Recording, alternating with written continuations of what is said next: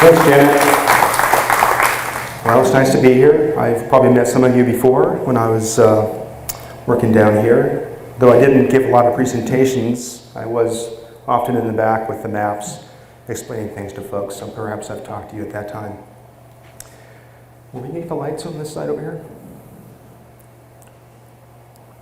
So we'll jump right in. So I'm going to be talking about what's been going on for the last couple of years at Kilauea. So in terms of the lava flows, this is the Pu'u eruption. So just to give you some quick background first, the kind of thing that gets you oriented, provides some context for Kilauea's eruptive activity.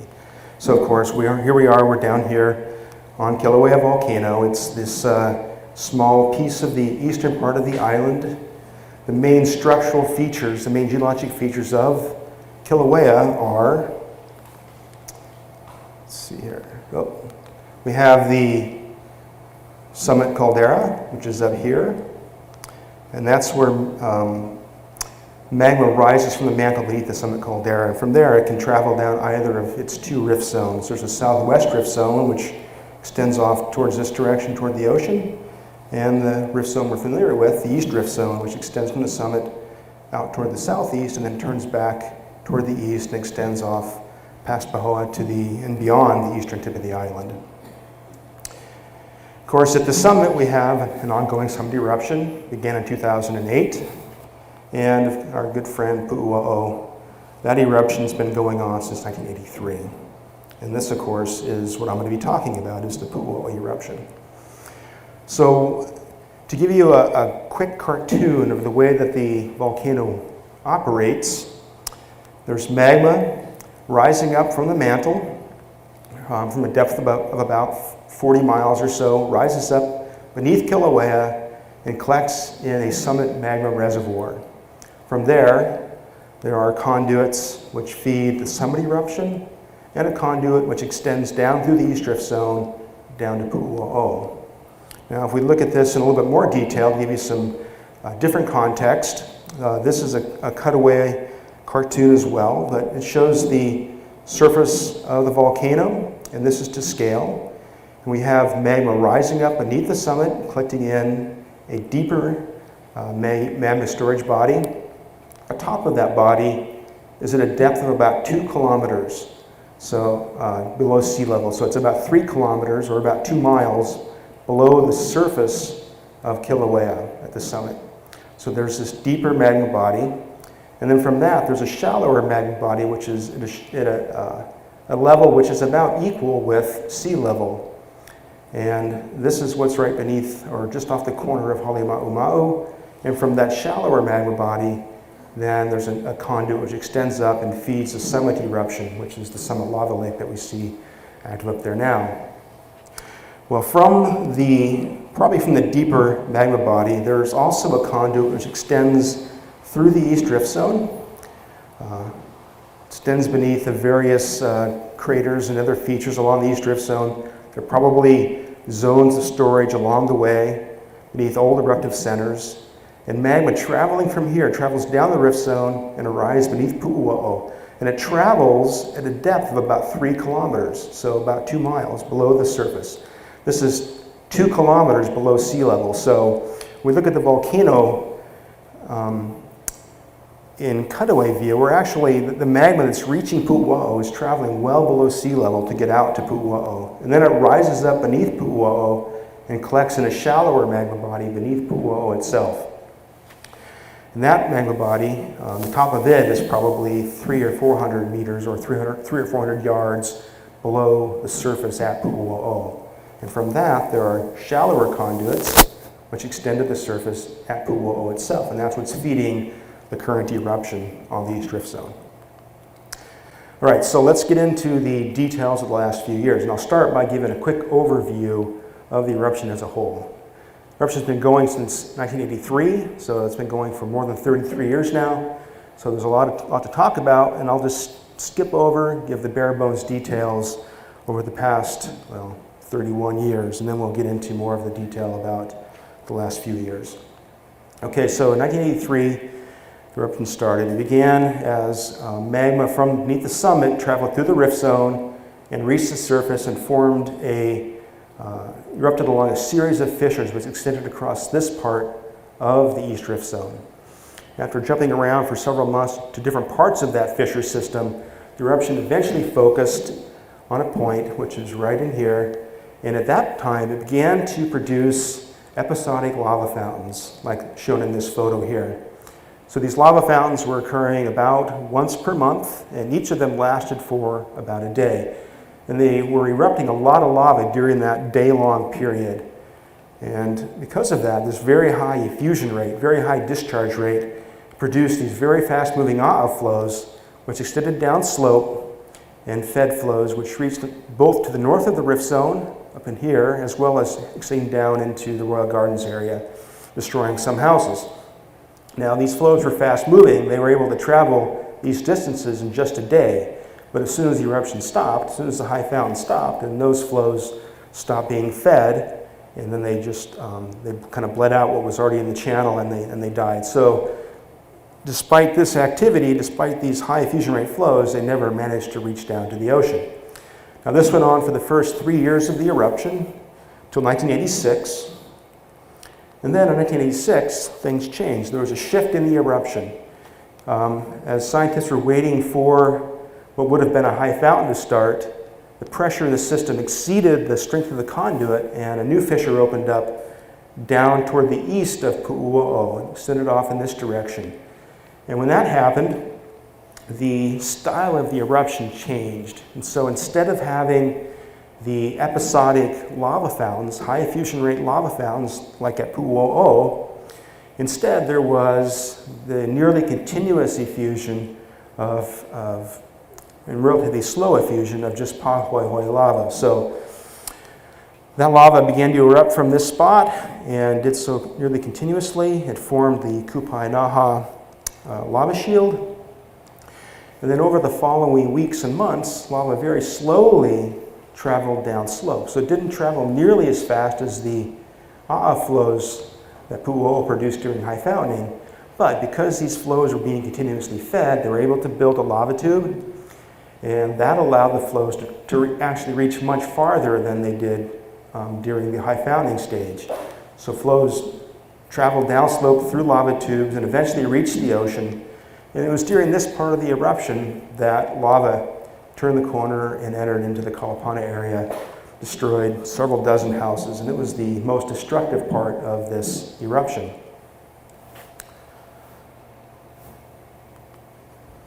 In 1992, Kupainaha died. So in late 91, the activity began to wane. The lava flows began to slowly decrease in size and volume. And as it did that, lava began to refill Pu'u crater. So there seemed to be some sort of constriction occurring between Pu'u and Kupainaha in the conduit that connected those two vent sites. Well, in early 1992, a new vent opened up on the west side of Pu'u and began to feed new flows downslope from that spot. And subsequently, Kupainaha died completely. So there was this complete shift from Kupainaha back to Pu'u. However, despite this shift back to Pu'u, the eruption didn't transition back into the high lava fountains like had been seen before. Instead, it continued this pattern of just slow effusion of lava. And that occurred from several vents, different vents along both the west and the south side of Pu'u. We call these flank vents, because they weren't coming from inside Pu'u, but were erupting through the flank, from the side of Pu'u.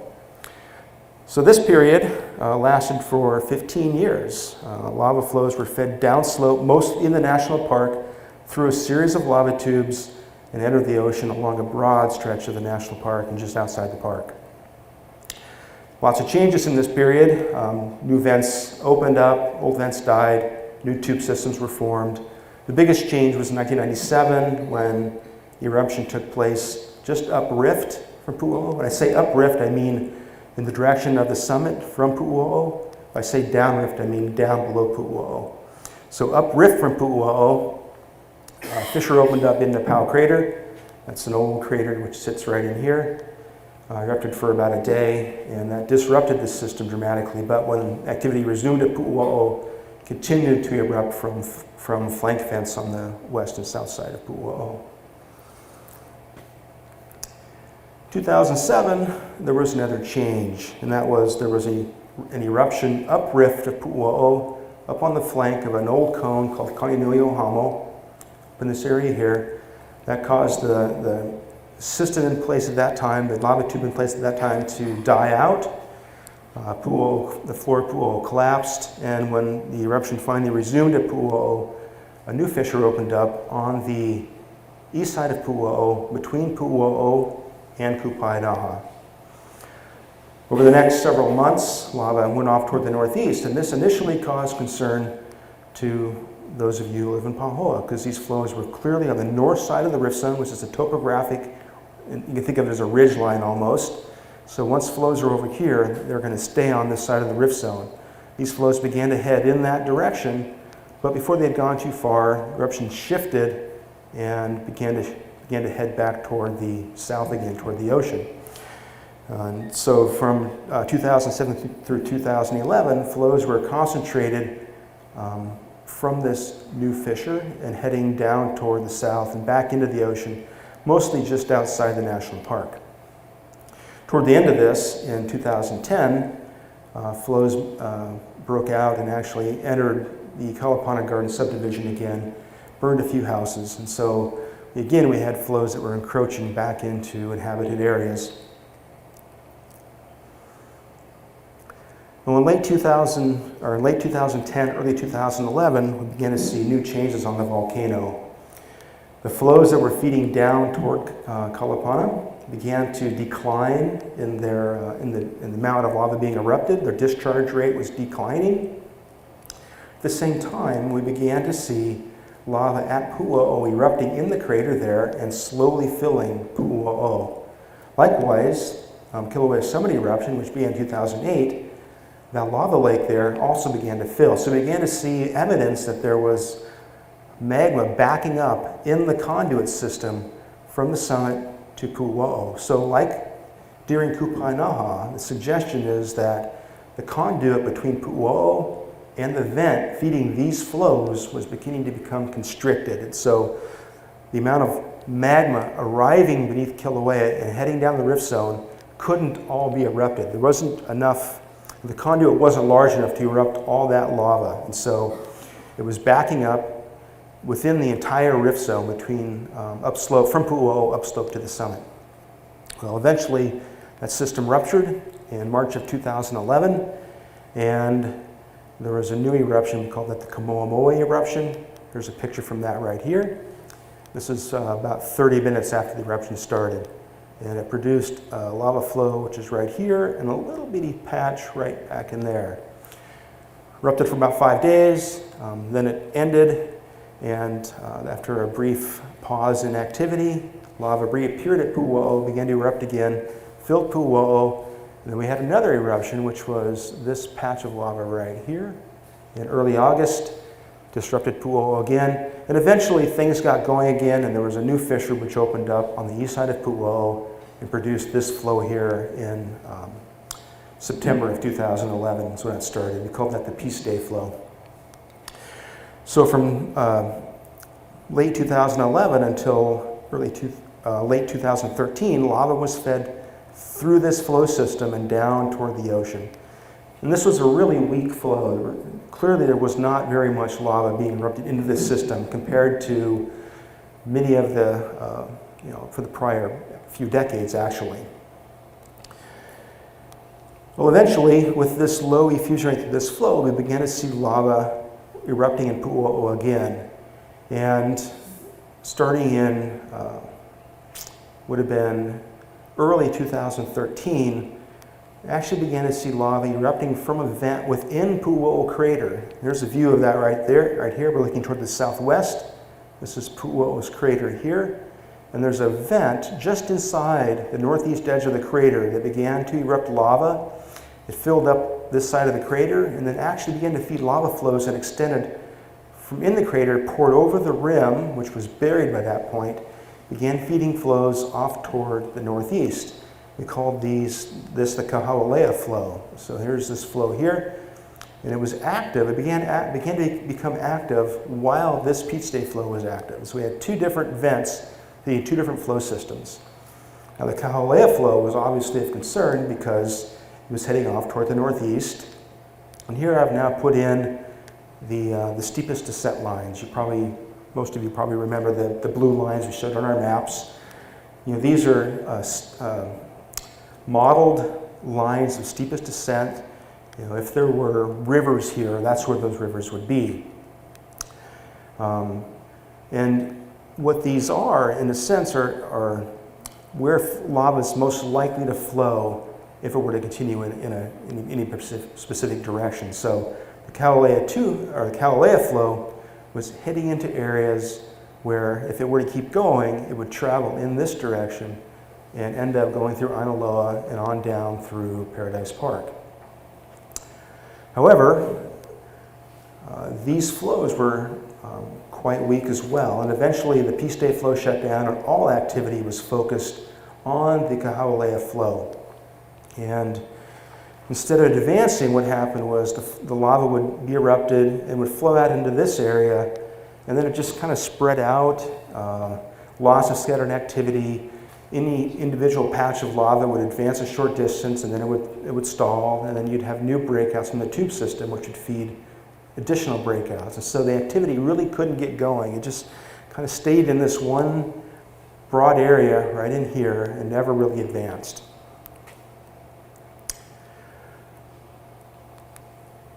Well, the big change came in June of 2014. So there was another pressurization at Pu'u. It caused magma to burst out of the northeast flank of Pu'u through a series of fissures and began to feed flows downslope. And this was the start of the June 27th flow, which we all came to know very well. Now initially, when those fissures opened up, they focused on the lowermost of the fissures and built a perched lava pond on the flank of Pu'u. So this was actually for about 2 weeks. There was a big lava pond here, which is overflowing its sides, and it was about 200 yards across or so. Well, on July 10th, that lava pond was abandoned as lava began to flow from a new spot right here. Basically, it restarted one of the original June 27th fissures and began to feed flows downslope relatively rapidly. And this was the start of the flow system, which is still active today. You can see here, the vent is up about here, and the initial flow formed a beautiful lava tube with lots of nice skylights where you can see the lava flowing through that tube system. That flow began to travel downslope relatively rapidly, and it was in a sense pinched between two different flow systems. In pink here is the Kaho'ola'a flows, and because they were active in this area for such a long time, for more than a year, they built up quite a bit of topography in here. And so when the June 27th flow in red started, it butted up against the edge of this topography and couldn't go any further to the north. Likewise, there's lots of topography on this part of the flow. And so this flow is pinched in between these two sources of topography, and that kept the flow relatively narrow. In addition, the effusion rate on the June 27th flow was also quite a bit higher. And the reason for that is probably because with the vent feeding the Kaho'ola'a flows being up at the top of Pu'u, it allowed magma to back up in this entire system so that it was in balance with what was being erupted. So if you think of about a bucket, you have a hose going into the bottom of the bucket, turn the hose on, and it fills the bucket up, and then it begins to overflow the top of the bucket. So whatever comes into the bottom of the bucket is spilling over the top. Now if you poke a hole on the side of the bucket, you're going to get lava that's coming into that bucket coming out of the hole. In addition, everything that's above that hole is also going to be draining out of the hole. So you're going to increase the amount of water that's leaving the bucket. Well, that's the same sort of thing that's happened here probably, which is when the June 27th flow started, it started down lower on the flank of Pu'u. And so it was erupting what lava was arriving, plus it was also erupting the excess lava that built up within the system to achieve its previous balance. We call that the head in the system. So the effusion rate was also higher. So with the topography and the increased diffusion rate, push the flow forward and stay relatively narrow and move rapidly forward. Despite moving relatively fast forward, it still took 6 weeks to get down into this area here. And this is when, in August 18th actually, it looked like the flow had actually stopped. There was no indication that there was a continuation of the flows advancing down slope. However, there was a concern that the flow may have entered one of the cracks out along this part of the rift zone. The rift zone in this area is really chopped up with cracks just all through this area. And we thought that might be a possibility because we'd seen it before. It's a bit hard to see on this map, but can't hold still enough. Right there is a small patch of gray, and that's a patch of lava which came off of the edge of the flow here, entered a crack, traveled downslope, and then returned to the surface to form that small pad of lava. So we knew that it was possible for lava to enter ground cracks and use them as a way to get downslope. Indeed, by the 22nd, we saw that there was lava that had entered a crack and was traveling downslope. Here's a photograph I took on the 22nd. So here's the flow coming down slope, and right here, it actually spilled into the crack, a crack, which extends off on both directions. And we could see steam rising from the crack. It actually was rising on both sides of where lava was entering. So lava is filling the crack in both directions, and it's boiling off water which is in that crack.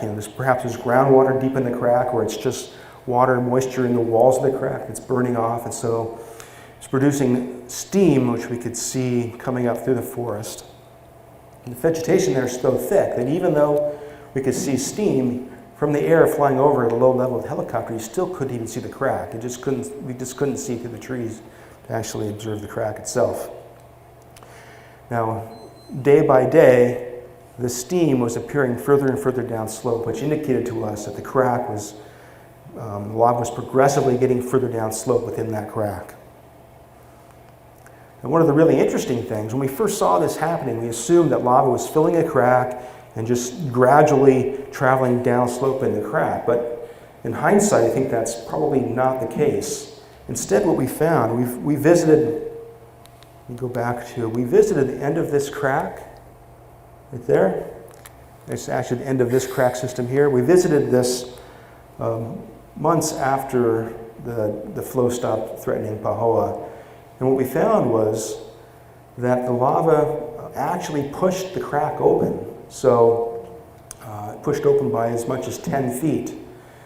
Here's some evidence for that. One is all of these roots which are strung across the crack. I mean, roots just don't grow across free air like that. The other is there's a tree right here which originally was growing in the crack. It has these large taproots coming down. And then this is a big wad of soil and other forest floor material which was pulled off of the opposite side of the crack. And so the crack used to be perhaps about a yard wide, maybe a little bit less, and was pushed open by as much as 10 feet, like I said before. And so when these cracks were filling, what was probably happening is it would fill the crack part way, then just the pure weight of the lava in that crack would actually force the crack to move open slightly. Lava could then advance forward to another spot where it might stop, and then it'd accumulate more. Crack could get pushed open a bit more, and it kept progressing probably in that fashion. Now, you look out there, how do you force the ground open by 10 feet? Well, the cracks are opening at the expense of other cracks which are adjacent to this crack closing. So we probably closed other cracks by, probably a bunch of other cracks all closed up a little bit to make room for this crack opening. All right, so that was actually right there. Those photos were taken months later. So lava came down slope, entered this first crack, traveled through that crack beneath the ground surface, beneath the surface, and then emerged from the crack, nearly a mile down slope, came out of the crack and began to flow on the ground surface, and then it entered another crack in here and disappeared again, Again, we saw a line of steam form as the crack was filled and probably forced open. And then eventually that crack was completely filled. Lava spilled out again in here, flowed on the ground again, entered a third crack. And again, we saw a line of steam progressing down slope.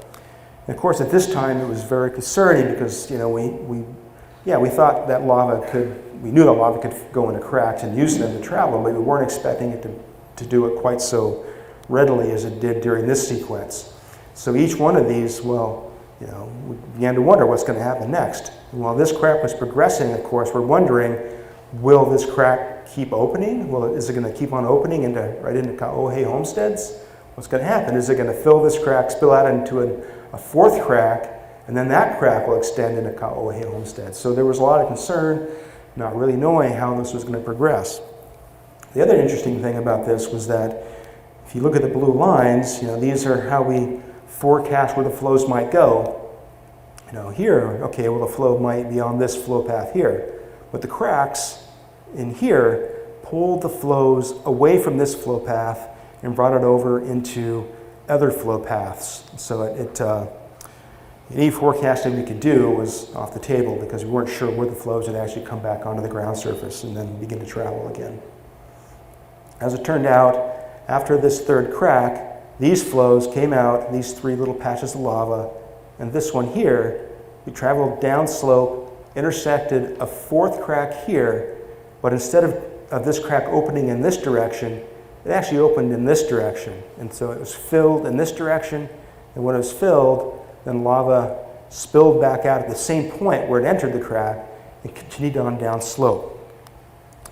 So here we are looking at that. So here's first crack, second crack, third crack, fourth crack right here. Lava headed down slope and looked like it was getting into this steepest descent line, like it might be heading toward this direction. And this is the flow path, or the steepest descent path, which extends down through the Pahoa marketplace. As it turns out, though, in this area right here, the DEMs are not perfect, and there was some sort of topography here which caused the flow to divert off to the side, and it jumped over into a different flow path, and this is the flow path which heads right down into Pahoa. So the flow started extending down slope. It cut the edge of Ka'ohe homesteads in an area where there were no houses, and in third week of September, it stopped briefly. There was a pause in the advance, restarted, headed down slope a bit further. In early October, it paused again. And then at the end of the first week of October, a breakout on the side over here started to advance down slope and got caught in a very narrow gully which extends down right past the transfer station. And the flow, because it was in that narrow gully, really shot forward very quickly and became, of course, the concerning part of this flow. Here we have a view of that. It's hard to see. Pu'u is clear back here. The flows are in the crack system back in here. Ka'ohe homesteads is over here. So the flows are actually going around the corner of Ka'ohe homesteads.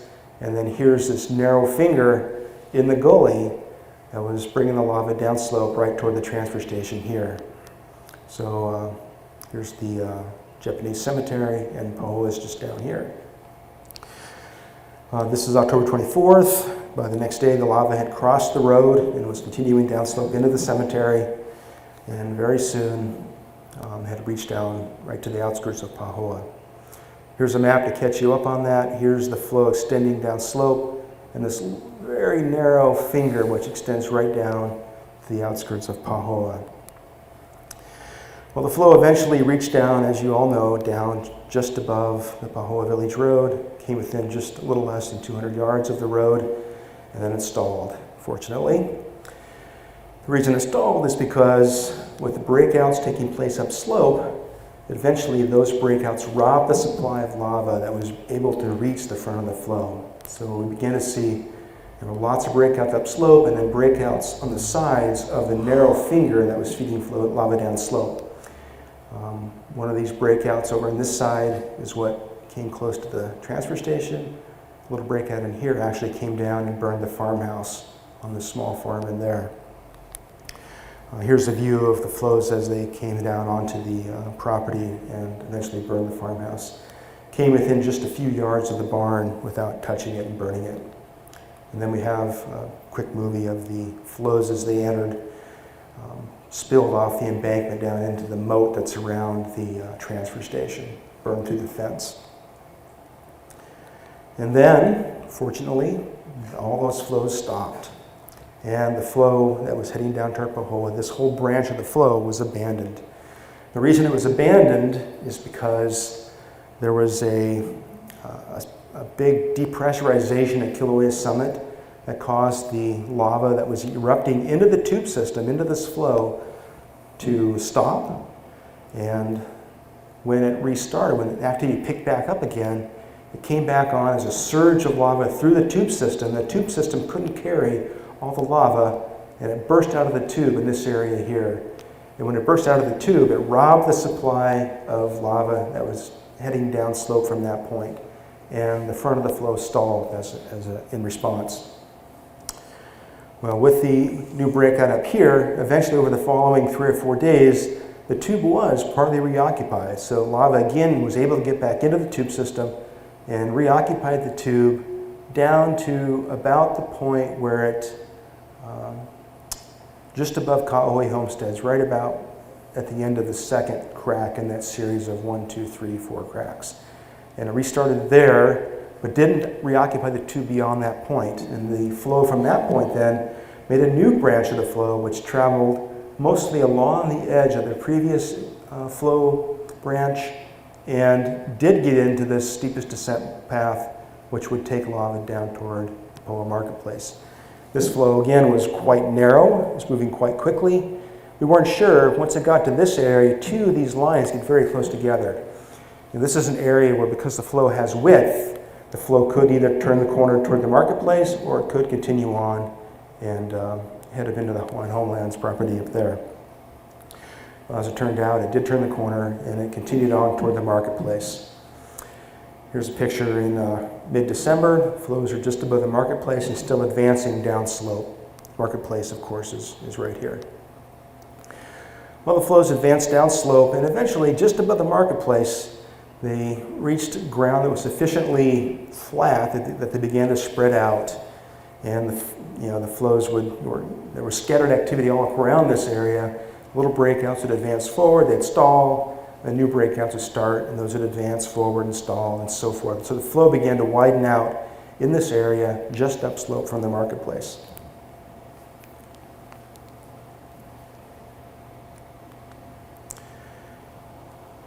This continued with no real advancement, from December through mid-March. The closest the flows came was about 500 meters or 550 yards, just upslope of the highway. And this part of the flow was actually directly upslope of the fire station and the police station. So why did the front of this flow stop?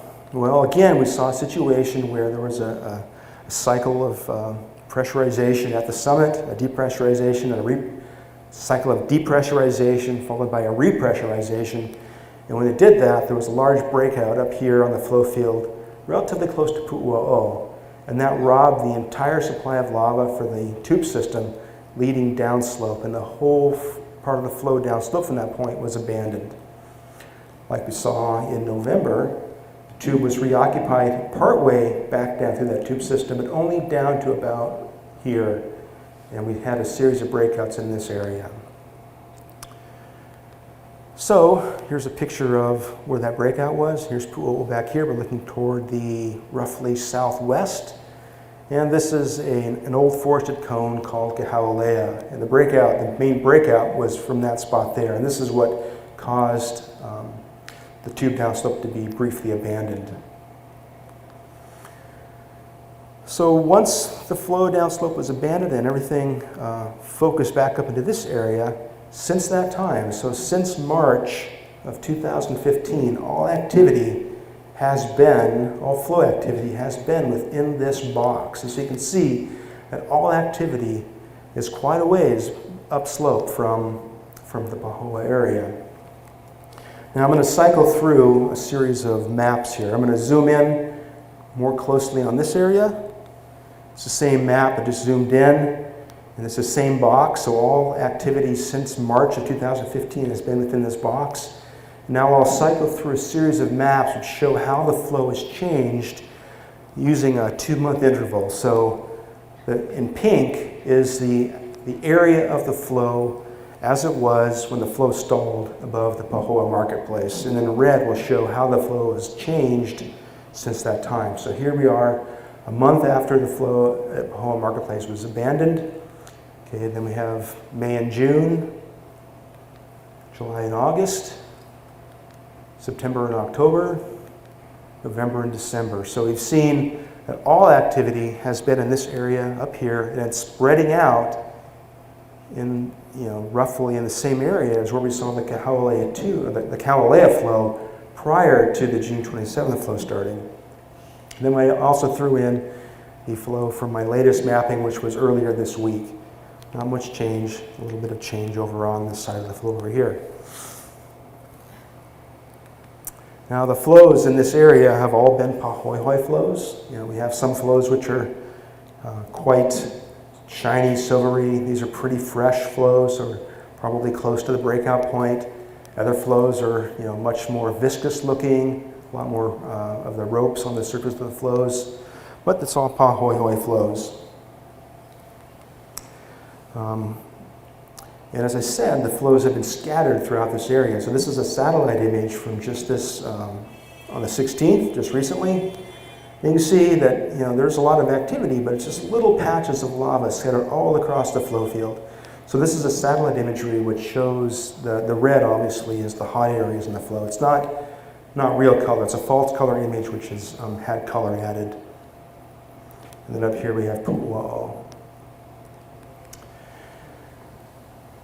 So just to reiterate then, in the past several months, for almost a year now, activity has been focused in this area, and it's been scattered across the flow field in lots of small patches, and it's very similar to the kind of activity that we saw prior to the June 27th flow, while the Kalalea flow was active. And so the reason the flow has been like this is because it continues to be a very low effusion rate flow. There's just not that much lava erupting from the vent, and so the flow just can't get going well enough to establish a good tube system, and continues to just repave the same area. So flows just keep on recovering the same area throughout this area. And it's actually much like the behavior we saw when the flows arrived at the marketplace. Probably also a consequence of being a very low effusion rate flow by that time. So, I mentioned that when the June 27th flow first started, it moved very quickly because there was a lot of excess lava in the system, and there was a higher effusion rate. Well, once that excess magma was backed up into the conduits uprift to Pu'u ran out, then we went back to kind of just a normal low effusion rate flow, and the flows were just not able to get to move forward that much. Well, there have been a number of changes over the past several months, lots of nice breakouts that have taken place. They've been generally short-lived. The most recent of those, and perhaps the most significant, was a breakout we started just this past November, on November 25th, the day before Thanksgiving. There was a breakout from the tube system on the flank of Pu'u. This is a photo from the following day of that flow, and that flow remained active into December. So here's Pu'u up here. This is the perched lava pond, which formed in July of 2014. And then the tube system, the original tube system, comes on the slope, heads off in this direction, and with this breakout, these flows came from that tube system, began to send flows out toward the northeast. And that has continued since that time. And this is just a photo from Monday. The breakout point's back up here, and this is the flow in this area here, heading out. And it's now reached about 4 or 5 kilometers, 2 or 3 miles out from Pu'u, and it's mostly burning along the edge of the previous in place June 27th flow, and slightly burning into the forest and making some smoke plumes, but not a lot of activity in that flow. This is a thermal image of that map. So in the background here is the normal map that we use to show the area of the June 27th flow. And then the green shows the continuation of the outline of that flow. And I just overlaid this thermal map on top of that of that flow polygon. So the way this map is made is when we go out and do our overflights at the volcano, we have a handheld thermal camera, a camera which can image heat. We take a whole series of photos all along the whole length of the flow. Then we use specialized software to actually stitch all those images together into a single mosaic of the flow field. And so in this image, all the light-colored areas are hot or active. So this is all hot, this kind of grayish color. And the really white areas show where the lava is active. So what we're seeing here is the original June 27th tube comes down like this. And it used to extend on down toward here, toward Pahoa. And now it's only active out to this point where it's feeding this one little patch of flows right here. Off of that tube, there's a branch which extends toward the north, feeding into this area. It's feeding this patch of breakouts. It's feeding this patch of breakouts. It's feeding all of this in here. So this tube branch is feeding all of the activity we see out here. So this is actually the lava that's farthest down slope. It is right up here. And it's about 6 kilometers downslope from Pu'u, so about 4 miles from Pu'u. And then this new breakout, which started on November 25th, is this branch of the tube right here. It actually crosses over top of the older tube and is feeding these breakouts right in here. So we have about half the lava still going through the original June 27th tube, feeding all of this, and about half of it through this new tube branch, feeding this right in here. Now to put that in context, as I said before, this is all right up in this area here. And yes, it is upslope from areas that are inhabited. So if these flows were to continue, they would most likely fall on these steepest descent paths and travel down in this direction through Ainaloa and on down through Paradise Park. But as we've seen with the Kaolea flows that really couldn't advance during 2013, 2014, and since this activity was focused in this area since March, flows just aren't really able to get going. They aren't organizing into a real strong tube system. And so what most likely is going to happen is, if nothing else changes, the flows will continue to be active in this area of the flow field without really traveling downslope, just continue to thicken up in this part of the flow field. All right, so that's an overview of the flows. Now I'm going to give you just a quick 3 or 4 slides of Pu'u to give you some context what's happening there. Okay, so this is a photo I took on Monday. We're looking toward the southwest, towards Pu'u. This is Pu'u back here. Here's the old perched lava pond that was active in July of 2014 when the June 27th flow first started. And then the vent that feeds what we call the June 27th flow, that vent is right back here and feeds lava downslope through a lava tube which extends off in this direction. That's the original tube. And the new tube branch starts right in here and crosses off and goes in this direction. Now let's get in closer to Pu'u. Here's a view from the south side of Pu'u looking, well, roughly northwest. Of course, you can see north is off in this direction. And I'm going to give you some more context of what we have here. So from this view, there is what we call the Pu'u crater. And this is the largest that the crater has been. That was in 2011. So this is the extent of that crater as it was at that time. It was about just under 1,500 feet in length. This is northeast to southwest. And it was about 300 meters, or about 1,000 feet, just under 1,000 feet across. So quite a large crater. And then that crater filled between 2011 and the start of the June 27th flow in June of 2014. Once the June 27th flow started, a new crater formed, and that's this crater right here. And that's outlined in yellow again, and it's much smaller than the crater that predated this one. It's about just over 900 feet long and about 800 feet across. And just outside the crater to the west is a smaller pit, which we call the West Pit. It's an informal name. It's about 165 feet across.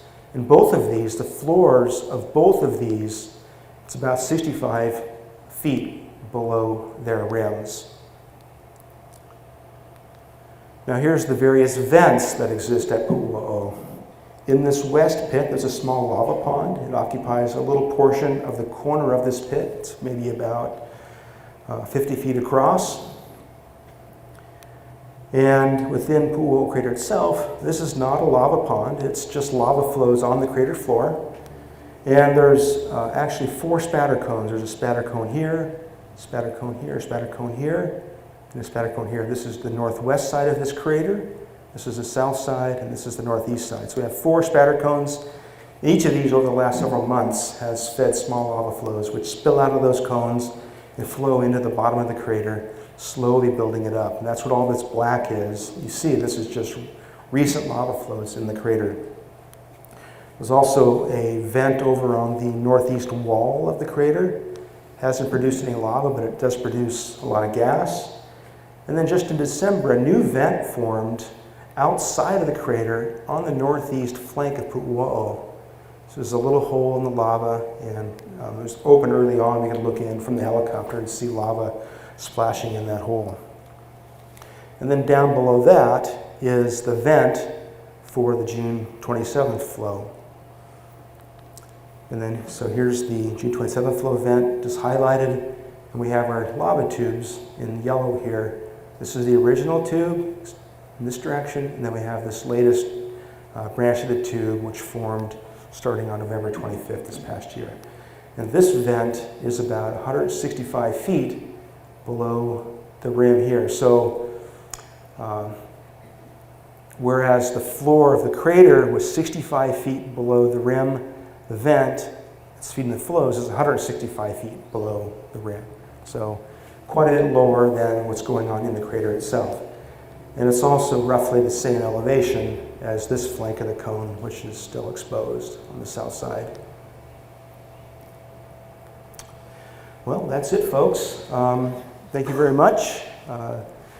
For more information, you're welcome to, well, there's lots of handouts in back. I'm sure you've seen those. And if you want, you can also go to our website where we have lots of updated photographs and maps and that sort of thing. So keep your eyes peeled here, and we'll have more information as things change. Thank you very much.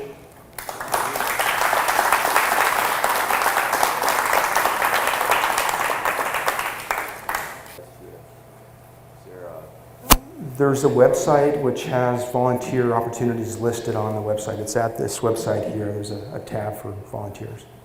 Are those steepest descent lines that we now see to the north, are they gullies, or is there... So the way that, so the question is, the lines that are going off to the north, are they gullies? And what are those lines? Well, they are modeled lines. They've been made with a computer program. So what we do is we take a digital model of the surface. So it's like, if you have a photograph, you know, it has pixels, and those pixels have information about color, RGB values. A DEM is like a picture, but all of those pixels have an elevation in them. And so it's a digital elevation picture of the ground surface. And then you use computer programs to simulate from that whole surface, simulate where all the low points are. And you can adjust how detailed you want those lines to be. So I've chosen a certain detail level which keeps it, you know, keeps the main features without being too detailed. So that's something that I created from, you know, modeling a surface. So those lines are not really gullies. I mean, they may correspond to gullies in some places, but they're just simply the lowest parts of this surface model. Is USGS keeping track of ground heat in the whole East Rift Zone? The question is, does USGS keep track of ground heat in the Rift Zone? Well, we have satellite imagery, like I showed you that one satellite photo, which was a false color image. We get that sort of imagery frequently, and if there was something that was heating up, that would likely show up on that imagery. But we don't have a systematic, we don't do any systematic temperature monitoring on there. I do. I keep track of the steam vents on my line. And they've heated up and dropped. I just wondered if USGS... Yeah, we have not. You know, sometimes people who might see something that seems like it's heating up, they'll question us and we'll come and check things. But we don't have a systematic program for monitoring that. It's just don't have the resources to keep track of something like that. Next question. How do you decide when to name something new, or when it's a continuation of what was already happening? Between that Kauaele one and the June 27th, and now this newer development, at what point does it become its own named thing? So the question is, you know, how do we decide, you know, when do we give a new name to the various, you know, features on the flow? Let me find a map here. Because it sure looks like the You know, flow so is something from way below the surface that could just as easily be called something that already happened. So HVO, we don't give official names. We give, you know, generally just, you know, informal working titles, which is why we have the June 27th flow. Often we give names which are based on a date. It's nice if there's a holiday on that date, because then we can call it the Mother's Day flow, or the Father's Day flow, or the Peace Day flow, or something like that. But if there's no convenient holiday, then we just use the date itself. And we don't know when something might develop into a continuing flow. And so we use just a working name. You know, this is the June 27th flow. You know, there have been breakouts, the February 21st breakout, which came off the same tube system. Now we have the November 25th breakout, which is off the same tube system.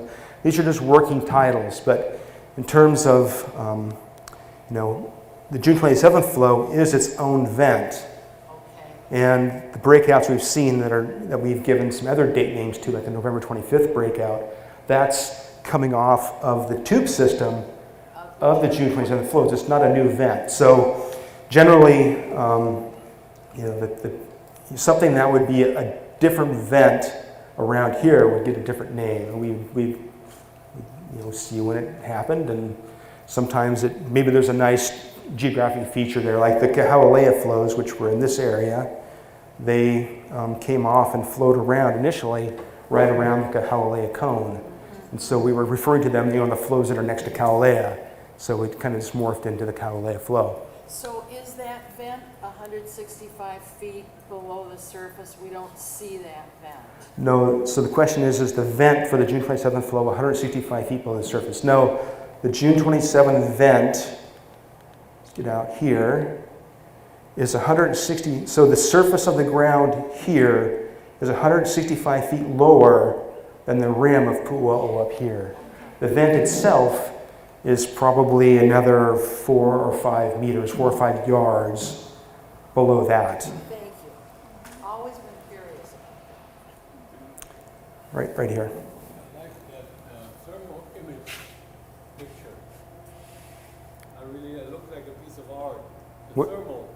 Oh, White and green. And how deep does the thermal penetrate the crust of the earth? so this one or Yeah, that's that. this one? So this is it's measuring the heat on the surface itself. It's not measuring below the surface. And so all it is looking at the surface, and it's recording the heat that's coming off of the surface. And so in here, the question, was, how is this being formed? So all the areas that are, have some of a light gray color, they're all hot or warm areas. But it's only the brightest white patches you see. Like here's a little patch here, a couple of patches here. Just the brightest white pieces, that's the active lava. And everything else it's crusted over by then. There's still molten lava beneath it in most cases, but it's crusted over, and presumably you can walk across it. And that's recorded from So where is this recorded from? This is actually recorded from helicopters. So we fly this, and I don't know if we're 1,000 feet off the ground or what, but we're actually using a handheld camera which measures this heat, and we're taking, there must be a few hundred images that we take as we fly back and forth across the flow.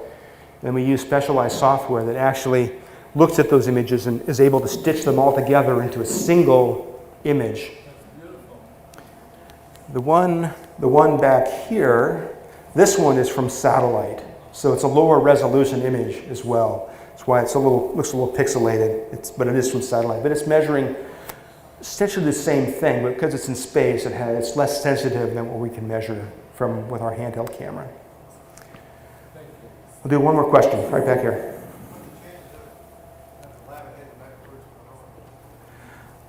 The question is there a chance that lava might head back towards Pahoa? The answer to that question is always yes. It could happen again. Right now, the flows are focused. I'm going to get back to that nice thermal image. And I'll use... So right now the flows are focused in this area, but there could be another change, And if that were to happen, the flows could, begin traveling fast again. Now that we have this flow, it would be more difficult because this, in a sense, acts as a barrier.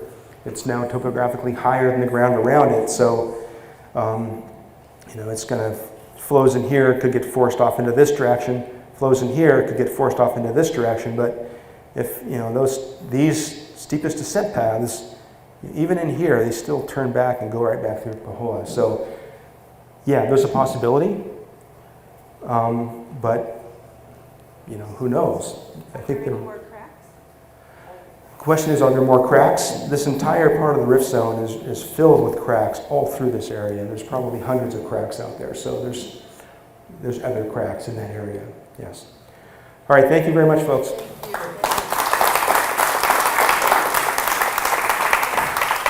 Thank you so much for coming out. We will be up here for a few minutes. If you have unanswered questions, come talk to him. And thanks a lot for coming out. It's so nice to see familiar faces again.